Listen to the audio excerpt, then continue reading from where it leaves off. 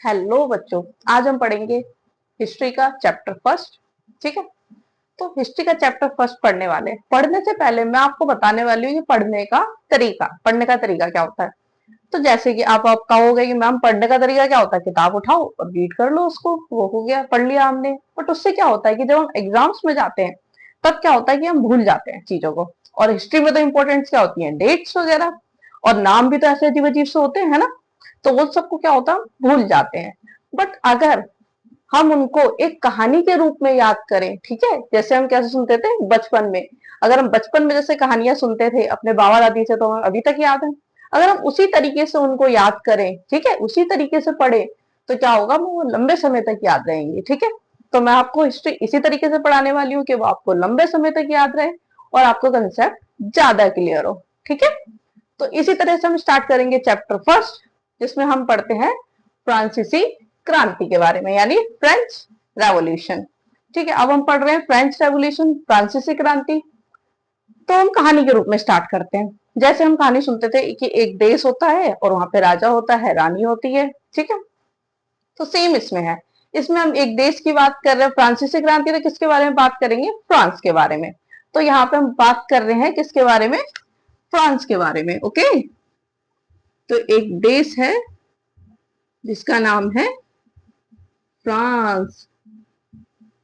अच्छा, लैंग्वेज के लिए मैं आपको हिंदी और इंग्लिश दोनों में लिख दूंगी, ताकि आपको कोई इश्यू ना हो कि कौन सा टॉपिक पढ़ाया जा रहा है। ओके, तो हम पढ़ रहे हैं फ्रांस के बारे में। अब फ्रांस है तो एक देश है, तो उसका क्या होगा, एक राजा होगा और एक रानी होगी।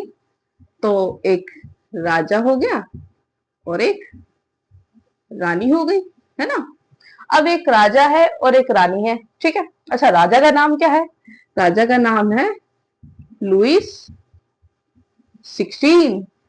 अच्छा, रानी इसमें इंपॉर्टेंट कैरेक्टर नहीं है। ठीक है, हमें इतना पता है कि एक राजा है एक रानी है, बस एज दैट्स इट। ओके, हम बात करेंगे सिर्फ राजा की। अच्छा, अब राजा रानी है तो ये कहीं पे रहते होंगे, तो इनका एक क्या था, राजमहल। ठीक है, इसका नाम क्या था, वर्साइल।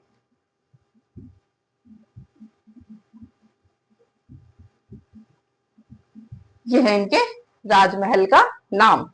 अब ये इनका राजमहल था। अच्छा, इस राजा के साथ दिक्कत क्या थी कि ये बहुत ज्यादा खर्चीला टाइप का था। ठीक है, तो बहुत ज्यादा खर्चीला होने के कारण इसने क्या करा था, एक काम तो ये, इस राजमहल को मेंटेन करने के लिए, अच्छा, कोई हम अपना घर होता है तो उसको भी तो मेंटेन करके रखते हैं ना, खर्चा होता है कुछ उसको मेंटेनेंस पे। ऐसे ही इस राजमहल को मेंटेन करने के लिए ये बहुत ज्यादा खर्चा करता था। ठीक है, तो एक तो ये खर्चा हो गया इसका। ठीक है, एक्सपेंडिचर काउंट करना है इसका, क्या क्या खर्चा करता था ये बहुत इंपॉर्टेंट है इसमें। फर्स्ट, अच्छा, यहां से आपका क्वेश्चन भी बन के आता कभी कभी एग्जाम में। ओके, तो फर्स्ट, राजमहल को मेंटेन करने के लिए, इसको मैं डिटेल में भी अलग से करवाऊंगी ताकि आपको क्वेश्चन आंसर लिखने में भी हेल्प करूंगी, किस तरीके से लिखना है। अभी सिर्फ कंसेप्ट को आप सुनिए, बुक नहीं खोलनी है, अभी सिर्फ सुनिए। ठीक है, कि कहानी में क्या क्या होता है, एक कहानी सुन रहे हैं हम। ठीक, तो ये राजमहल था, इसको मेंटेन करने में इसका जो खर्चा होता था। दूसरा जो इसका खर्चा होता था, उस टाइम पे क्या था, अमेरिका और ब्रिटेन की चल रही थी लड़ाई। अमेरिका और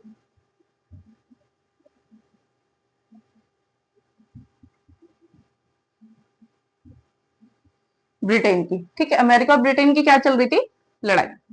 अब अमेरिका और ब्रिटेन की लड़ाई चल रही थी, तो इसके 13 उपनिवेश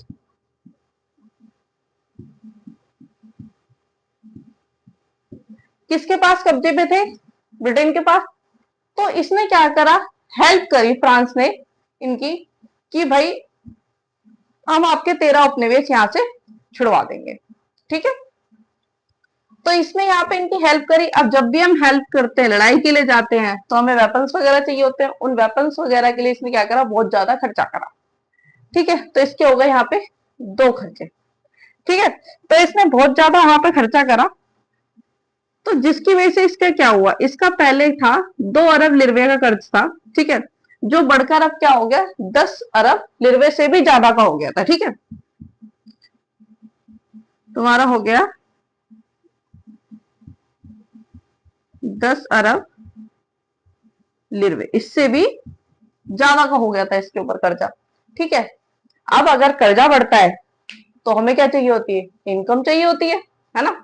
अब राजा के पास इनकम का सोर्स क्या था, राजा के पास इनकम का सोर्स था सिर्फ टैक्स, ठीक है, कि हम क्या करेंगे, टैक्स वसूलेंगे। अब जो हमारे खर्चे बढ़ेंगे तो हम सोचेंगे कि कैसे भी करके हमारी इनकम बढ़ जाए, है ना। अब जब हम कैसे सोचेंगे कैसे भी करके हमारी इनकम बढ़ जाए, तो इसने क्या करा, इसने कहा टैक्स बढ़ाओ, ठीक है, दुनिया भर का टैक्स लो। तो अब हम ये बहुत बड़ा टॉपिक है इसको पढ़ेंगे, जिसका नाम क्या है, टैक्स। कि टैक्स कैसे कैसे लिया जाता था यहाँ पे, ठीक है। अब जो हम इस फ्रांस देश की बात कर रहे हैं, इसके अंदर 90% क्या थे, किसान थे। बाकी 10% में बाकी सब लोग आते थे, बाकी 10% में, ठीक है। 90% क्या थे, सिर्फ किसान थे, ठीक है। अब यहाँ पे इन्होंने एक काम और कर रखा था, क्या कर रखा था, यहाँ पे लिखवा दो, हाँ आ रहा है, वर्गीकरण। मतलब क्या कर रखा था, डिवाइड कर रखा था यहाँ पे, ठीक है। अब डिवाइड कैसे कर रखा था, यहाँ पे इन्होंने 3 पार्ट में डिवाइड कर रखा था। फर्स्ट था आपका पादरी वर्ग, दूसरा आपका था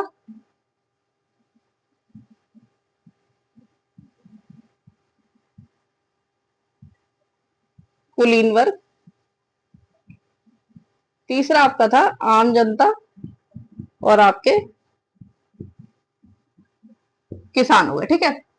तो अब आपके 3 वर्ग हो गए, इसके अंदर कौन से आ गए, हमारे चर्च वाले जो लोग हो गए वो इसके अंदर आ गए, ठीक है। अब कुलीन वर्ग में कौन सा आ गए, उसके बाद के जो बड़े बड़े व्यापारी वगैरह वो हमारे इसमें आ गए, ठीक है। अब जो इसमें आ गए उसके बाद जो बचे, किसान बचा और आम जनता बची।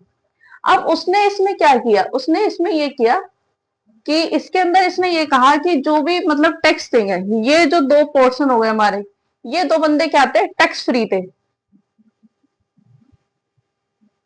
इनको कोई टैक्स नहीं देना था, ठीक है। टैक्स सिर्फ किसको देना था, सिर्फ इनको, ये टैक्स देंगे। अच्छा टैक्स भी क्या कहते हैं, सिर्फ यही लोग टैक्स देंगे। अच्छा टैक्स भी इसमें कई प्रकार के थे, इसमें 2 इंपॉर्टेंट टर्म है जो आपके 1 मार्क क्वेश्चन में पूछ लेते हैं, टाइड और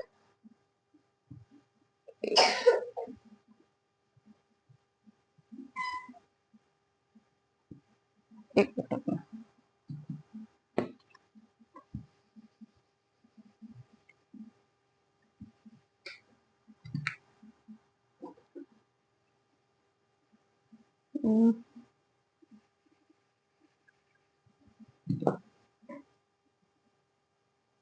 टाइड और टाई, ठीक है, ये 2 प्रकार के करते हैं। अब टाइड और टाई में क्या फर्क है, टाइड था ये तुम्हारा धार्मिक कर, ठीक है, और ये था हमारा डायरेक्ट इनडायरेक्ट, कोई सा भी टैक्स मान लो, सब प्रकार के टैक्स लगा रखे थे उन्होंने, ठीक है। इसके अंदर हमारे प्रत्यक्ष कर भी आ गए और अप्रत्यक्ष कर भी आ गए, जैसे खाने के पदार्थ की चीजों के ऊपर लगाते थे, नमक वगैरह हो गया, आपको जो भी खाने की पदार्थ की चीज है उन सब के ऊपर टैक्स लगाया जाता था। तो ये टैक्स कौन देता था, ये लोग देते थे। अच्छा इसके अंदर भी एक और ट्विस्ट था, इसके अंदर एक और ट्विस्ट क्या था कि जो ये किसान लोग हैं, ठीक है, इनके पास जो 60% जमीन थी, 60% जमीन और 40%, जो 60% जमीन थी वो या तो किसकी थी, पादरी वर्ग की या कुलीन वर्ग की, ठीक है, और 40% जमीन किसकी थी, इनकी खुद की थी। तो यानी अब देखिए इन्हें कितने प्रकार के टैक्स देने पड़ रहे हैं, एक तो पहले रेंट देना पड़ रहा है इस जमीन का, ठीक है, उसके बाद इनको क्या देना पड़ रहा है, ये 2 प्रकार के कर देने पड़ रहे हैं, इसमें भी कई प्रकार के कर इंटरनली लगाए जाते थे, ठीक है, इन्वॉल्व करके, तो ये सारे कर इनको देने पड़ते थे। तो इतने सारे कर देने की वजह से यहाँ की जनता क्या थी, परेशान, अब हमें बहुत ज्यादा टैक्स देना पड़ेगा और इनकम सेविंग्स नहीं होंगी, तो धीरे धीरे क्या होगा, गरीबी बढ़ने लगेगी, भुखमरी बढ़ने लगेगी, है ना। तो जब इनके पास खाने के पैसे नहीं बचे, खाने के पैसे नहीं बचे, तो जब खाने के ही पैसे नहीं बचेंगे तो इंसान जो अपने दैनिक कार्य वो कैसे करेगा, कर ही नहीं पाएगा, है ना। तो इनके पास खाने के एक टाइम पे ऐसा आ गया कि खाने के पैसों की भी दिक्कत इन लोगों को होने लगी। तो ये सबसे बड़ा इशू था। अच्छा इससे मुझे याद आया, एक बहुत ही मशहूर कविता है कि शून्य पे सवार हूं, है ना, शून्य पे सवार हूं, शून्य पे सवार हूं, बेअदब सा मैं खुमार हूं, शून्य पे सवार हूं, है ना। अब मुश्किलों से क्या डरूं, मैं खुद कहर हजार हूं, शून्य पे सवार हूं, शून्य पे सवार हूं। वही हाल हमारे किसानों का था इस टाइम पे। ये लोग भी क्या थे इस टाइम पे, शून्य पे सवार थे एक तरीके से, कि उनके पास सेविंग नहीं थी। अब इसके बाद हमारा क्या स्टार्ट हुआ, रेवोल्यूशन की। रीजंस पता चल गए कि ये रीजंस थे जिनकी वजह से राजा अच्छे से यहाँ पे काम नहीं कर रहा था। अब इसके बाद हम सेकंड पार्ट में क्या पढ़ेंगे, यहाँ पे रेवोल्यूशन कैसे स्टार्ट हुआ, लोगों ने क्या करा, वो सब सेकंड पार्ट में कंटिन्यू करेंगे। अगर आप सभी लोगों को अच्छा लगा हो तो लाइक एंड सब्सक्राइब कीजिए और आगे भी देखते रहिए, ताकि आपको हिस्ट्री के जो चैप्टर है काफी अच्छे से समझ में आए। ओके बाय बाय, मिलते हैं बच्चों नेक्स्ट क्लास में। Okay bye bye.